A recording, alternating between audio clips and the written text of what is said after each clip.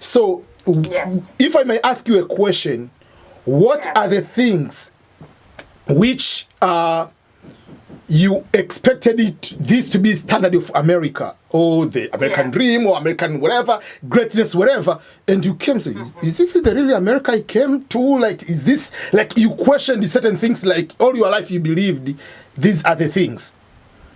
Yeah. So, yes.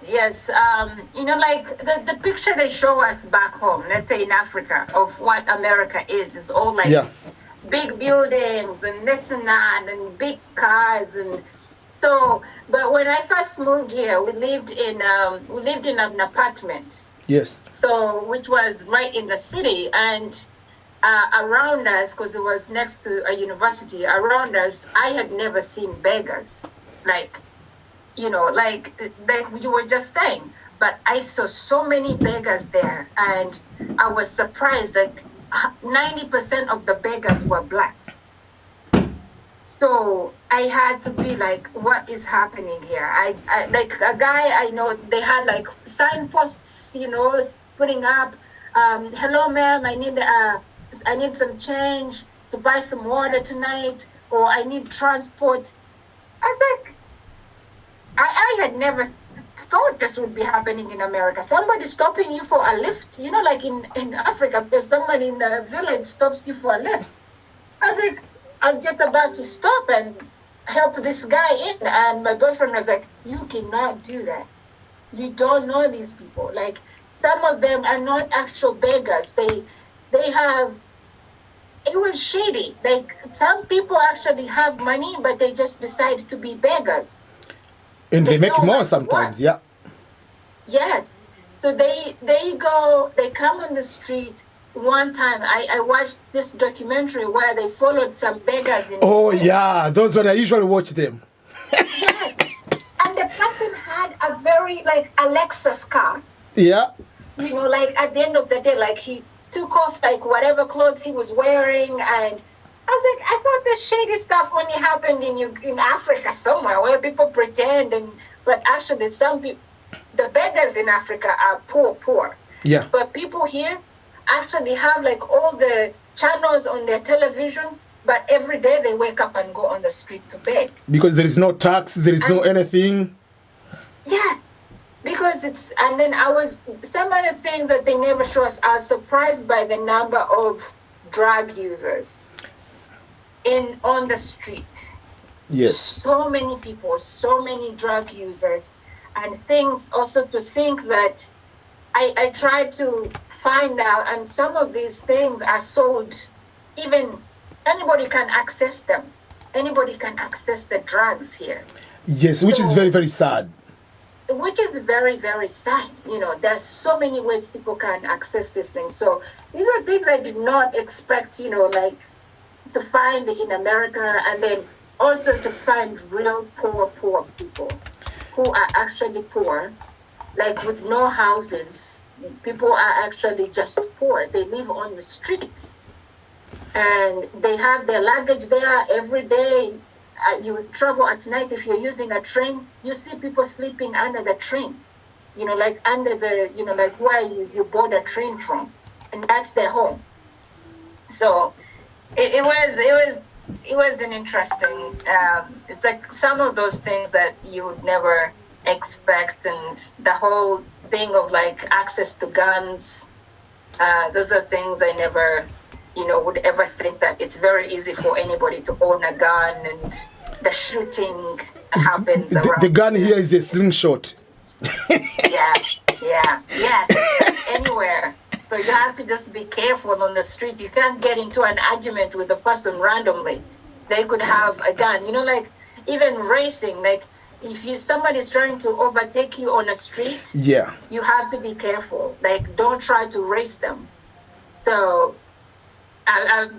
there's so many stories, and now I've seen them in reality, and I'm like, oh, holy cow. Recently, yesterday or the day before, I made a video, two videos, one in Swahili, one in English, talking about the happiness in America and all around the other European Western countries versus Africa. And for me, I say Africa is the happiest places.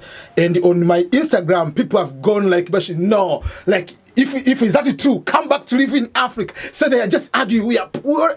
I say, so for me, I want to break down to you, just for you, you can share, what is your experience, and Coach Rem is here, you live in Europe, do you think, just by being in Western world, having good hospital, having good roads, having maybe better governments, is it a guarantee of this kind of happiness? Compared to the Africa, you can have your matoke, you can have your cassava, and just go and dance whatever over there. What is your understanding on that issue of happiness? Yeah, so I have happened to live in two different, let's say, neighborhoods. So I'll give you an example. A neighborhood where I'm surrounded by people who are struggling. And then a neighborhood whereby these are people who earn over $200,000, a year or and above, like, and a learned, group. So, and I've found that money does not mean happiness here, does not make people happy here.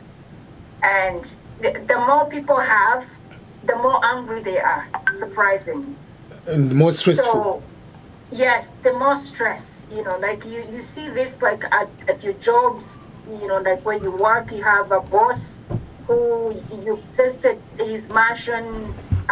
He has like everything that you would ever dream of, like I have a mansion, I have 3 people that come to clean my house, but people are miserable. They're still miserable in there, like they're crying in the Mercedes Benz. You're like, what is wrong with you? So, exactly. And then you have a person back home. I don't know. I think there's like some kind of emptiness, like still that, I don't know if it's the economy. I don't know if that's how like the life here has been structured. It's hard to find a person who's happy and satisfied with how they are. Like back home, I feel like people have no money, but you find a very happy person.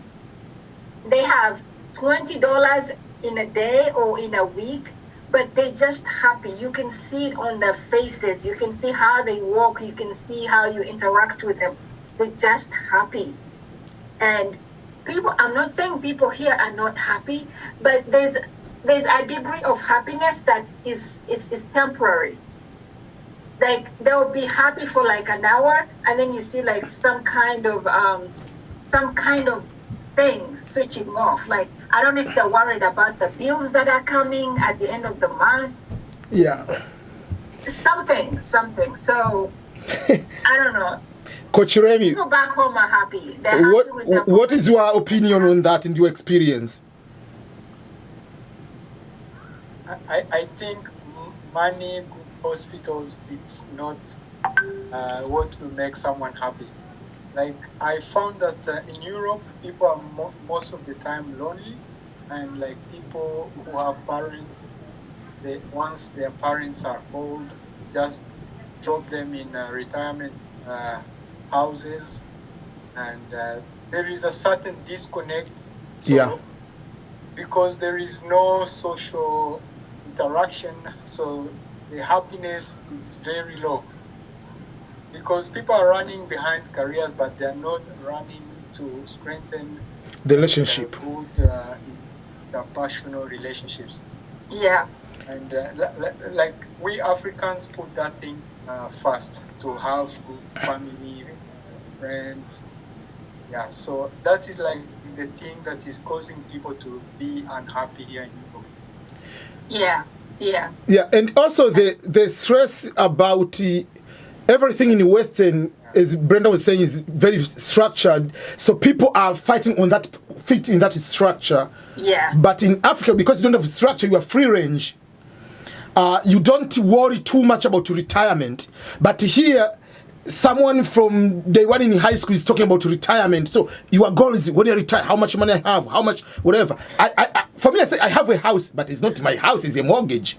But someone there is having a small house, but it's his or is hers. Yes. Finish your a house, you are there, you have your banana plants, you have your kitchen with your everything, even if whatever, you go and cook every single day, buy from the fresh food. So there is, even if you don't have much, but it's cash based, but it's yours.